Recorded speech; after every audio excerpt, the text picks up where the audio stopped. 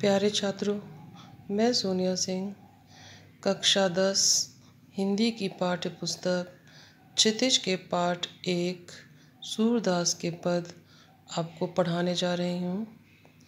इस पाठ में सूरदास के 4 पद दिए गए हैं। ये सूर सागर के भ्रमर गीत से लिए गए हैं। श्री कृष्ण जब मथुरा जा रहे थे तो उन्होंने गोपियों से वापस आने का वादा किया था, परंतु वे गोपियों से मिलने स्वयं वापस नहीं आए और उन्होंने उद्धव को, अपने मित्र उद्धव को योग का संदेश देकर भेज दिया, गोपियों के पास भेज दिया। जब उद्धव गोपियों के पास अपना योग का संदेश लेकर आते हैं, तभी अचानक वहाँ एक भंवरा आ जाता है। उस भंवरे के माध्यम से गोपियाँ उद्धव को उलाहने देती हैं, उस पे व्यंग्य करते हुए कहती हैं।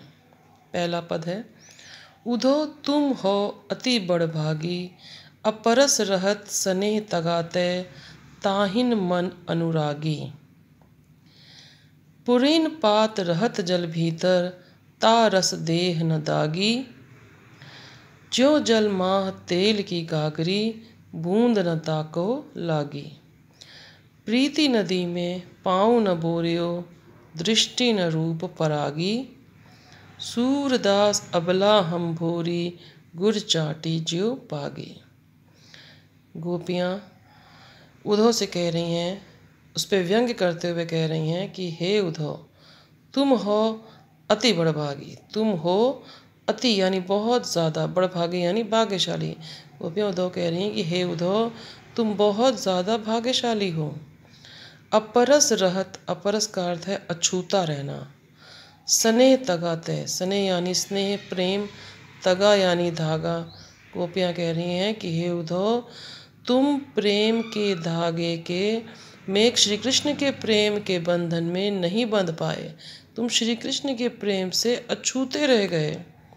नाहिन मन अनुरागी, और तुम्हारा मन भी उनके प्रति अनुरक्त नहीं हुआ, तुम्हारे मन में भी श्री कृष्ण के प्रति अनुराग नहीं उत्पन्न हुआ।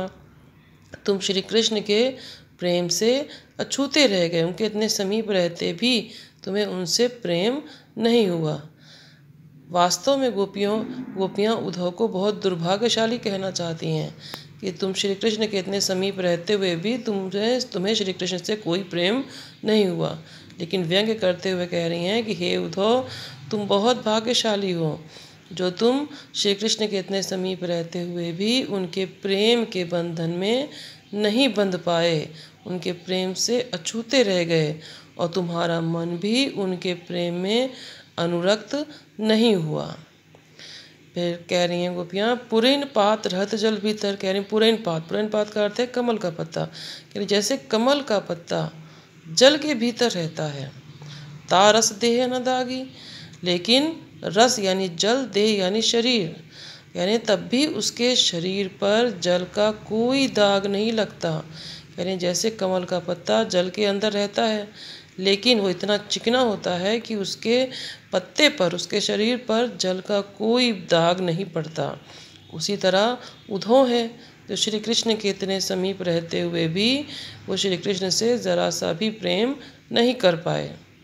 ज्यों जल माह तेल की गागरी, फिर गोपियाँ कह रही हैं कि उद्धव, तुम तेल की उस गगरी के समान हो जो जल माह, जल में रहती है, लेकिन बूंद न ताको लागी, लेकिन उस पर पानी की एक भी बूंद नहीं लगती या ठहरती। यानी तुम उस तेल की गगरी के समान हो जो जल में डालने पर उस पर एक भी पानी की बूंद नहीं ठहरती। उसी प्रकार श्री कृष्ण के इतने समीप रहने पर भी तुम्हें श्री कृष्ण से ज़रा सा भी प्रेम नहीं हुआ। प्रीति नदी में पाँव न बोरियो, अब गोपियाँ कह रही हैं कि हे उद्धव, प्रेम की नदी, श्री कृष्ण को प्रेम की नदी मानते हुए गोपियाँ कह रही हैं कि तुम प्रेम की नदी में, हे उद्धव, तुमने प्रेम की नदी में अपना पैर नहीं डुबोया, अर्थात श्री कृष्ण के इतने समीप रहते हुए भी तुम्हें उनसे प्रेम नहीं हुआ। दृष्टि न रूप परागी, कह रही हैं तुम्हारी दृष्टि भी श्री कृष्ण के रूप सौंदर्य पर मुग्ध नहीं हुई। कह रही, हे उद्धव, तुम्हारी दृष्टि क्या श्री कृष्ण के रूप सौंदर्य पर मोहित नहीं हुई? तुम्हें श्री कृष्ण के इतने समीप रहने पर भी उनसे, उनके रूप सौंदर्य से बिल्कुल भी प्रेम नहीं हुआ। अंत में गोपियाँ कह रही हैं, सूरदास अबला हम भूरी, गुर चाटी चुपागी। गोपियाँ कह रही हैं कि हम तो बहुत अबला और भोली हैं, यानी हम, ये उद्धव, हम तुम्हारी तरह बहुत समझदार नहीं हैं, हम तो अबला, कमज़ोर और भोले हैं। हम तो उस गुर चाटी, चाटी यानी चीटी, गुर यानी गुड़, यानी हम तो ज्यों पागी यानी जैसे, पागी यानी लिपटी हुई हैं। कह रही, हम तो उस चीटी के समान हैं जो गुड़ से ही चिपटी रहती हैं, उसे किसी भी स्थिति में नहीं छोड़ती। गोपियाँ कह रही, हे उद्धव, हमारी स्थिति तो उस चींटियों के समान है जो गुड़ से लिपटी रहती हैं मगर उसे कभी भी नहीं छोड़ती। इसी प्रकार हमारे मन में भी श्री कृष्ण के प्रति एकनिष्ठ प्रेम है और हम किसी भी दशा में श्री कृष्ण को बिल्कुल भी, उनके प्रेम को नहीं छोड़ने वाले हैं, अर्थात हम तुम्हारे योग के संदेश को नहीं अपनाने वाले हैं। दूसरा पद, मन की मन ही मांझ रही, कहिए जाई कौन पे उद्धव, नाही परत कही। अवधि आधार आस आवन की, तन मन विथा सही। अब इन जोग संदेशनी, सुनी सुनी बिरहनी बिरह दही। चाहती हुती कुहारी जितही तय, उत तय धार बही। सूरदास अब धीर धरही, क्यों मर्यादा न लही। गोपियाँ उद्धव से कह रही हैं कि हे उद्धव, हम तो श्री कृष्ण से बहुत प्रेम करते हैं और श्री कृष्ण से बहुत सारी मन की बातें कहना चाहते थे, लेकिन श्री कृष्ण नहीं आए, इसलिए हमारे मन की मन ही मांझ रही, हमारे मन की बातें मन में ही रह गईं। कहिए जाए कौन पे उद्धव, कह रही, हे उद्धव, हम अपने मन की बात अब किससे कहने जाएं?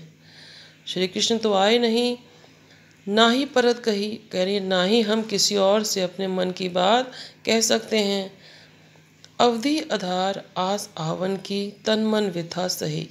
गोपियाँ कह रही हैं, हे उद्धव, हम तो श्री कृष्ण के आवन यानी आने की, आश यानी आशा में ही, अवधि यानी समय, आधार यानी आधार, कह रहे हम तो श्री कृष्ण के आने की आशा में ही जी रहे थे, यानी हमारे जीवन का तो आधार ही कृष्ण के आने की आशा थी और इसी आशा में हम तन मन विथा सही, तन यानी शरीर, मन, विथा, विथा यानी व्यथा, दुख, कह रहे हो हम श्री कृष्ण के आने की आशा में ही अपने तन मन की व्यथा अर्थात दुख को सह रहे थे। अब इन जोग संदेशनी, सुनी सुनी बिरहनी बिरह दही। गोपियाँ कह रही हैं, लेकिन श्री कृष्ण नहीं आए और अब आप इस योग का संदेश लेकर आए हैं, जिस योग के संदेश को सुन सुनकर हम विरहिणी यानी हम वियोगनियों के, हम वियोग में जीने वाली स्त्रियों के विरह यानी वियोग, दही यानी बढ़ रहा है। कह रही हम स्त्रियों का वियोग का दुख और अधिक बढ़ रहा है। गोपियाँ कह रही हैं, उद्धव, तुम्हारे योग के संदेश से हमारी विरह की अग्नि और अधिक बढ़ रही है। चाहती हुती गुहारी जितही तय, उत तय धार बही। गोपियाँ कह रही हैं, हम तो चाहते थे, उती यानी थी, ये हम तो चाहते थे, गुहारी यानी पुकारें, जितही तय, कह रही हैं हम तो चाहते थे जहाँ श्री कृष्ण है वहाँ से उनको अपनी रक्षा के लिए उनको पुकारें। उततय धार बही, लेकिन उततय यानी वहाँ से, धार यानी योग की धारा, कहती लेकिन वहाँ से तो योग की धारा बह रही है। ये हम तो चाहते थे श्री कृष्ण को हम पुकारें, लेकिन श्री कृष्ण तो यहाँ योग की धारा बहा रहे हैं। उन्होंने उद्धव को योग का संदेश लेके भेज दिया है। सूरदास अब धीर धरहीं, क्यों मर्यादा न लही। गोपियाँ कह रही हैं कि अब हम अपने मन में धीरज क्यों धारण करें, जब श्री कृष्ण ने ही मर्यादा यानी मर्यादा नहीं रखी, प्रेम की मर्यादा नहीं रखी। उन्होंने गोपियों से प्रेम किया, उन्होंने गोपियों से वादा किया था कि वे वापस आएंगे, लेकिन उन्होंने प्रेम की मर्यादा नहीं रखी। तो गोपियाँ के जब उन्होंने प्रेम की मर्यादा नहीं रखी तो हम अपने मन में धीरज क्यों धारण करें। एक बार फिर से इसे दोहराते हैं। पहला पद, उद्धव तुम हो अति बड़भागी। गोपियाँ कह रही हैं, हे उद्धव, तुम तो बहुत भाग्यशाली हो जो श्री कृष्ण के प्रेम के धागे के बंधन में नहीं बंध पाए, उनके प्रेम से अछूते रह गए और ना ही तुम्हारा मन उनके प्रेम में अनुरक्त हुआ। गोपियाँ कह रही हैं कि हे उद्धव, तुम उस कमल के पत्ते के समान हो जो जल के भीतर तो रहता है लेकिन उसके शरीर पर पानी का एक दाग भी नहीं पड़ता। फिर कहती हैं कि हे उद्धव, तुम उस तेल की गगरी या घड़े के समान हो जो जल में डालने पर भी उस पर पानी की एक भी बूंद नहीं ठहरती। आगे गोपियाँ कहती हैं कि हे उद्धव, तुमने प्रेम की नदी में, प्रेम रूपी नदी में अपना पैर कभी नहीं डुबोया, अर्थात तुम्हें कभी किसी से प्रेम नहीं हुआ। दृष्टि न रूप परागी, और ना ही तुम्हारी दृष्टि श्री कृष्ण के रूप सौंदर्य पर मोहित हुई। यानी तुम्हें श्री कृष्ण के समीप रहते हुए भी श्री कृष्ण से प्रेम बिल्कुल नहीं हुआ। फिर गोपियाँ कहती हैं कि हे उद्धव, हम तो अबला, कमज़ोर और भोली हैं, हम तुम्हारी तरह बहुत बुद्धिमान नहीं हैं। हम तो उस गुड़ चाटी निरुपागी कह रहे हैं, हम तो उस चींटियों के समान हैं जो गुड़ से हमेशा लिपटी रहती हैं, उसे कभी नहीं छोड़ती।